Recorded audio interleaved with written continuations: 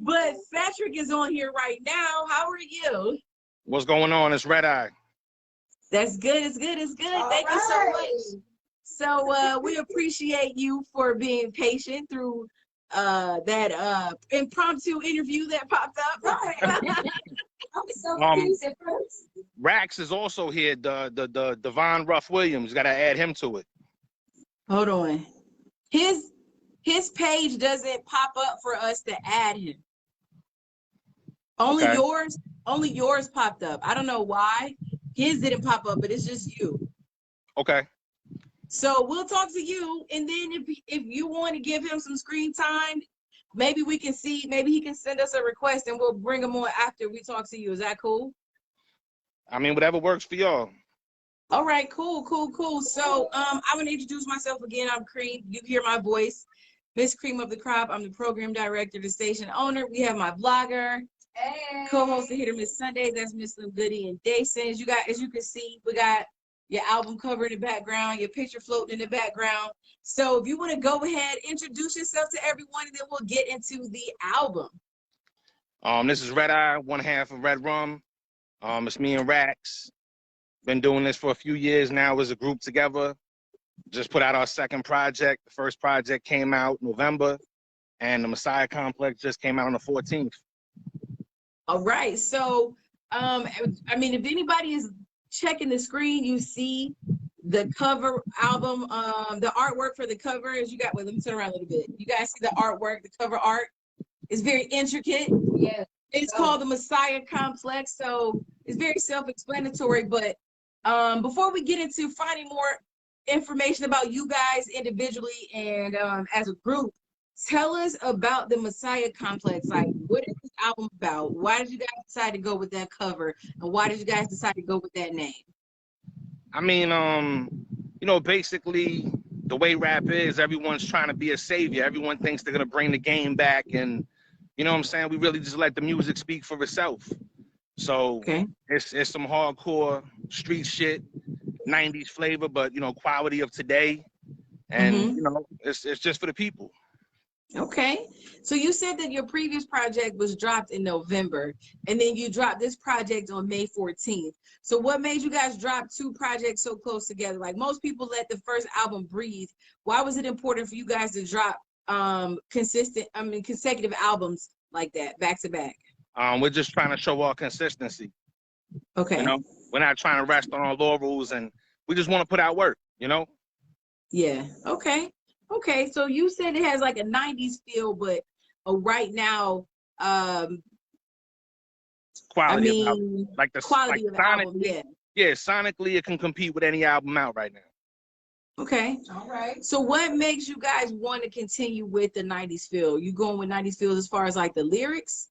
Yeah, it's you know, that the whole vibe, the ruggedness, the raw. You know what I'm saying? When I don't mean like the beats sound like they're from the 90s. It's just that whole energy. Okay.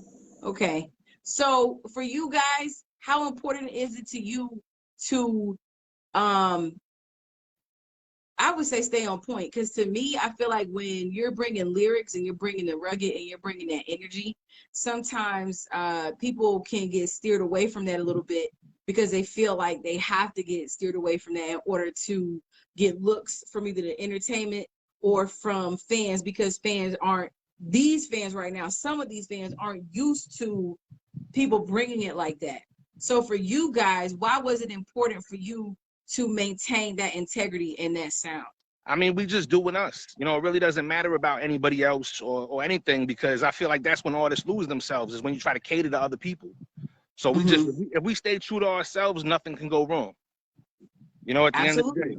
So, and more artists should think like that. Absolutely. So I know that all of us have been, I don't want to say the word, but we've been going through a little panoramic over the past year and a half. You guys happen to drop two projects in the middle of what's been going on right now. So how did you guys remain focused, and how has it affected you, and how has it helped you with not really being able to perform and do as much as artists are used to doing during this time? I mean, really performing, it sucks not being able to do shows or, you know, being able to tour the projects, but other than that, we're gonna work regardless. You know what I'm saying? Everything we do is in house, so we don't have to outsource anything. So it doesn't really affect us in that matter. Everything is done by our team. So we pretty much could do whatever we want. Like I said, the shows is really the only thing that really hurts. Not being able to get out there and, you know what I'm saying, do the thing that artists want to do, and that's perform and meet their fans, you know what I'm saying, ingratiate themselves into their fan base. But other than that, we just working. Right. So for you, when it opens back up, like what is one of the first, what is your ideal show? As soon as they say, hey guys, everything's open back up, you can do shows again. Like, what's your ideal show look like coming back out after this whole panoramic? I mean, right now we're doing a bunch of little side joints with some features. So we'll probably just do some shows with the features and, just do something live. We'll just have fun with it. There's really no ideal thing because everything is what we make it. So we're just going to have fun with this and, you know what I'm saying, keep doing what we do. That's what's up. That's what's up. So you said everything is in-house as far as like your projects, your production, your videos, everything. So on this album, I'm pretty sure, again, it's your team, but who on your team would you like to shout out as far as the producers? Because whenever I do interviews, I like for artists to shout out their producers because a lot of times producers don't get that much love. So who produced the majority of this album for you guys? And go ahead and shout them out right now. We got 5 tracks from Nickel Plated. My partner Rax did 3 of them. Tone Blair, Hollywood, and Beats by D. That's who the production was done by. Okay, and that's everybody that's on your team, like in-house, right? Well, I mean, Rax is in-house. Hollywood's in-house. Everyone else is associated with us, so it's really like we didn't have to go far. Right. Definitely, I understand that. So, with the Messiah, it dropped on the 14th. Was there a reason why you guys chose that date, or you was just like, let's just drop it on the 14th? Let's just do it. That's all. Okay. There's no symbolism to it, or it was ready. We was ready before that, but we just wanted to give it a little time. You know what I'm saying? But it felt good. We got videos coming out. You're gonna play the joint. Mark of the Beast. We got another one we're about to shoot to drop that one. We got a lot of work we're doing. All right. So tell us who some of your musical influences are right now, and who were some of your musical influences coming up, if it hasn't changed. I mean, yeah, because right now I really don't have an influence right now. It's like when I tell people like I really don't listen to anyone else, they're like, oh, you're narcissistic. You guys don't listen to you. But it's like that's what I make music for. I make music for me to listen to. I'm my own consumer. Like I enjoy, that's the music that we make, is the, you know what I'm saying, for us to consume. But as far as like the essence of it, who like Big L, Nas, Rakim, the legends, we came up through that. Right. But you know what? I wouldn't say that's narcissistic. I think that might sound narcissistic for people that aren't used to being around artists. I'm used to being around artists, and most artists that I know, especially ones that are like real lyrical, like people that are lyricists always listen to themselves. Like I'm used to artists listening to themselves. All the artists that I've ever worked with, if I go on a road trip with them, if I'm in a car with them, I already know we're gonna listen to them the whole time. I went on tour with one of my old artists. We went to South by Southwest, and we were on a tour bus from Atlanta to Austin. That 12-hour ride was all him. We didn't. It was all him. He's like, you already know what it is. Right. You got to bring headphones if you want to listen to something else, because this is all we're gonna listen to on a tour bus. Hopefully it was dope, though. Hopefully he was dope. You know what I'm saying? So at least it was. Oh, he was, or else I wouldn't have been working with him. But he just basically was like, look, 12 hours there, 12 hours back. It's on me. Okay, I got you. Exactly. He's like, if you don't know all my lyrics by now, by the time I get on stage in South by Southwest, you're gonna know. Okay. So right now, like I said, everything started to open back up. You guys did the Messiah. You're doing interviews. Is there anything else? I know you talked about some videos, a video that you guys are working on.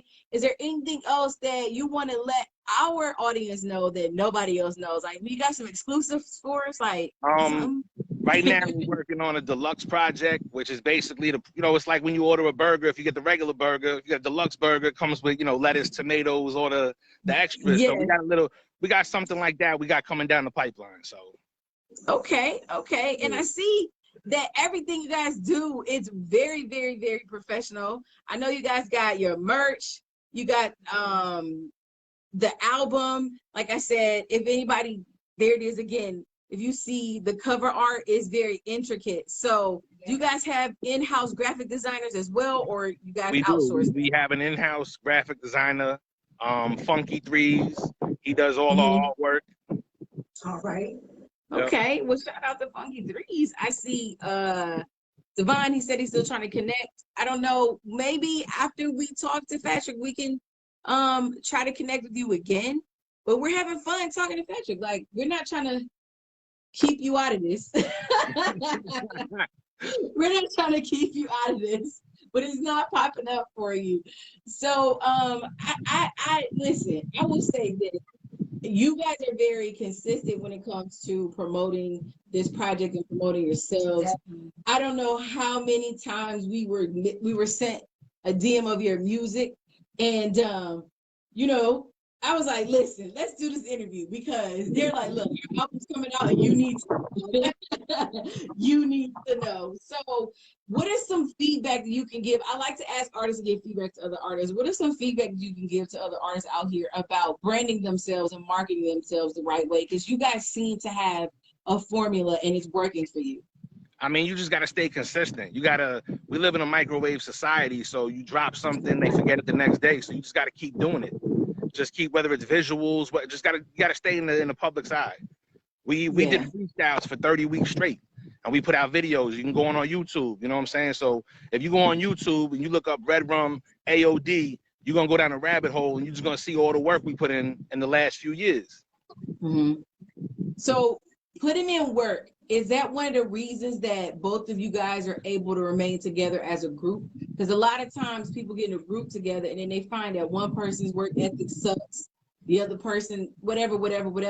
So would you say that you guys match each other's energy with regards to your work ethic? Of course, with the lyrics, but I mean like your work ethic.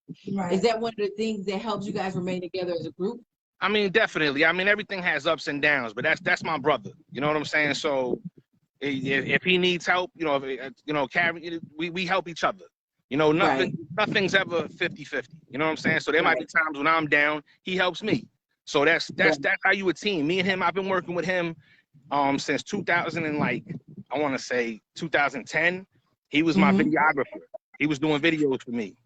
And he was an artist way before that. But as far as like starting working with me, that's how we started. And he was doing all my videos, and he helped me get a buzz.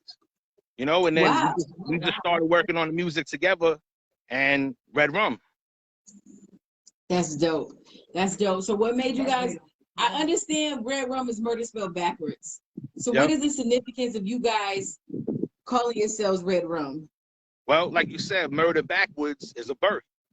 You know what I'm saying? So we giving birth to this dopeness.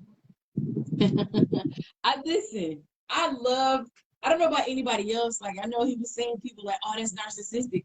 I look, that's why I like New York rap. That's why I like East Coast rap. I love cockiness. Like, I love that. Oh, yes. He just like, look, it is what it is. We dope. I love that. Look. Exactly. That's one of the reasons I like East Coast rap, because I love the vibrato. I love it, the vibrato. So, Miss, do you have any questions for Redrum right now while we have Patrick on the line? I think just with the Redrum. So now he explained it, I'm glad to see that. And I also want to give you guys shout outs, because I see that during the panoramic, you guys definitely did stay hella busy. Yes. It looks like y'all was traveling to certain places. Like where y'all located now, in New York? Or? Nah, like that's all Orlando. Like, people sleep on Orlando. Like, we just, we know the spots. We make it look you won't know where we are, but it's we find the cracks and the crevices. Oh, wow. That's dope. So we want to try. I mean, I don't know. Patrick's my favorite right now. But I like a beard, okay? Thank you. Yeah. Listen, Rax is actually my man is actually the better interviewer. Me, I'm I'm all over the place. He's a better interviewer. Miss Vinny said beard gang. So we're gonna try. Wait, let me turn it around. Hold on. Let me turn it around real quick so you can see her. Hold on. Wait. Can you see him? Yes. Okay, look, shout out beard gang. Yes. Hey. So what I'll do is let me turn this back around. We're gonna try to bring, he said, look, Devon said Patrick is the man. We're gonna try to bring him on. So I love the energy. So I'm gonna see if we can bring him on, and you're the grand opening. We'll have you be the grand closing. But before we have you leave, I just want to say thank you so much for taking time out of your Sunday to be our featured guest. We appreciate for the second half. Thank you so much. Also, thank you so much for continuing to move the culture the way it's supposed to be moved. No disrespect to anybody else. I understand there's different elements to make a meal, but at the end of the day, you got to have the full course. You got to have the main course. I feel like lyricism, if people sticking to the culture, that's the main course. Everything else is just dessert. So I appreciate that. So we're gonna try. Wait, he said, Red, you killing it. Keep going.